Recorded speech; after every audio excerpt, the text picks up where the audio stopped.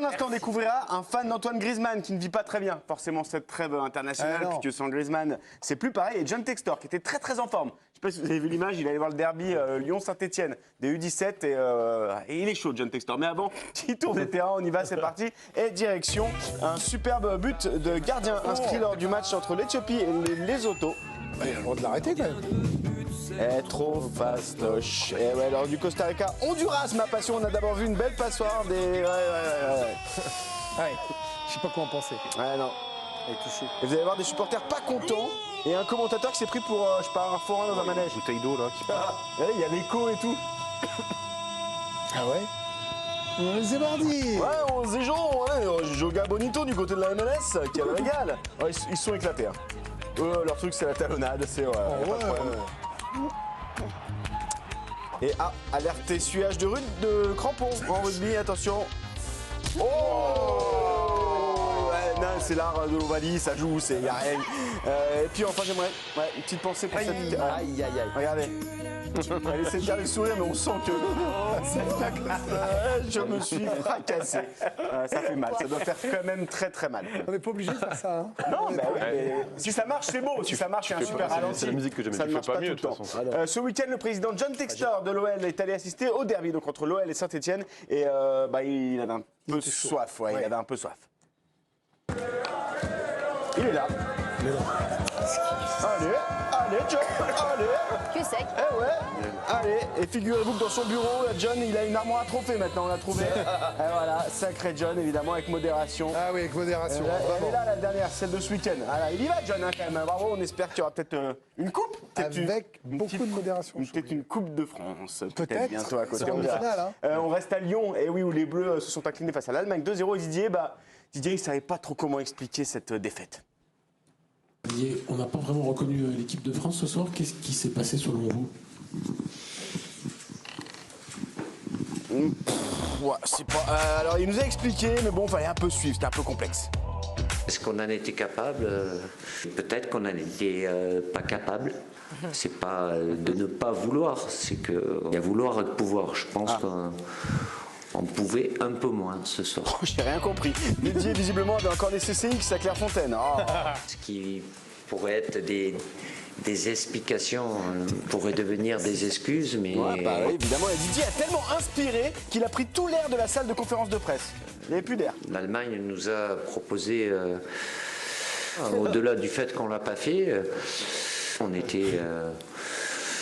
Après, on peut parler... Il faut laisser de l'air. Laissez-nous de l'air, on peut plus respirer, on va crever. Ah bah voilà, on a perdu Bundes. Et enfin, on a adoré Thierry Henry quand il a été questionné sur la prestation des Bleus. Sa réponse. Vous avez pensé de la rencontre des Bleus Paris-Miami si vous avez regardé le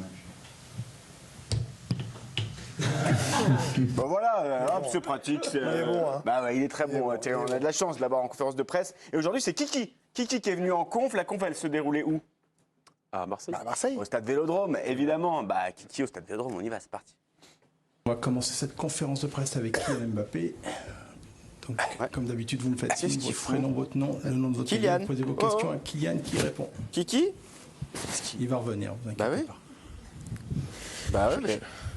Qu'est-ce qu'il faisait, Kylian? Ah, mais il n'est pas vu les mains vides de Paris, c'est pour ça, parce que c'est au Vélodrome. Ah, il a son petit sticker. Ah, il est taquin, Bien joué. Ouais. Voilà, ça c'est fait. Et on a vu, vous allez voir l'intervention la plus inutile du monde, alors que le micro marchait super bien. De rendre fiers les Français, d'essayer de battre de nombreux records, donc je pense que je suis... Attends, tiens, je vais te faire... Hop là, voilà. Et puis là, ça marche plus. Bah voilà, on n'a pas compris. Oui. Non, mais...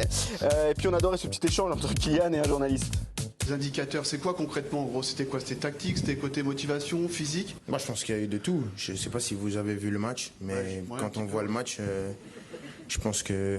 non mais c'était pas une attaque. Hein. Et puis on a vu du grand Didier Deschamps pour répondre à Philippe Sansfourche. Dans l'analyse de la défaite face à l'Allemagne, oui, enfin, pour revenir sur le... Ah, vous revenez encore. Le jeu... Moi j'ai basculé, mais bon, allez-y. Alors dans les enseignements plutôt oui.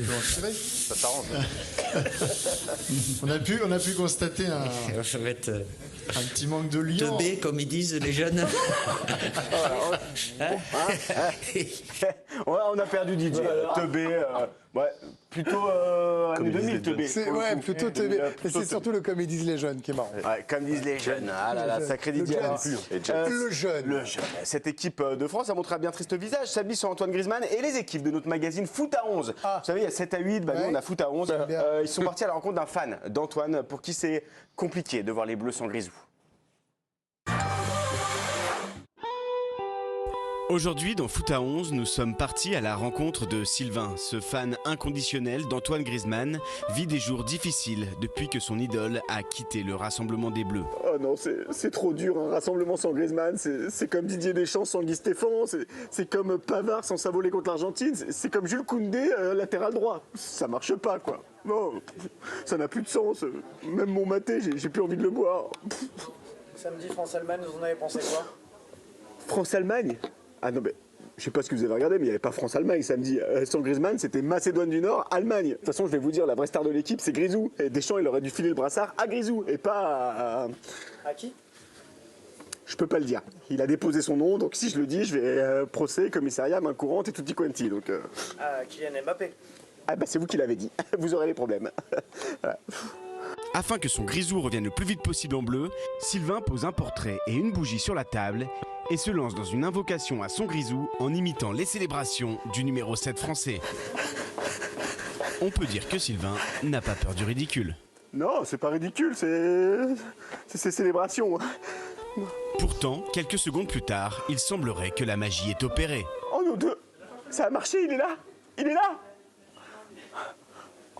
Antoine, t'es de retour à Paris, tu vas à Clairefontaine, Antoine? Quoi?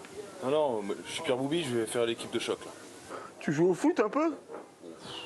Ouais, comme ça quoi. Ouais, pas terrible. Ça va pas nous aider ça. Merci.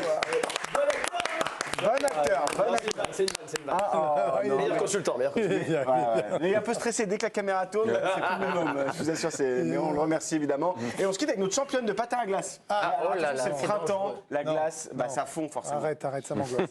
Oh non. Attends, c'est pas fini.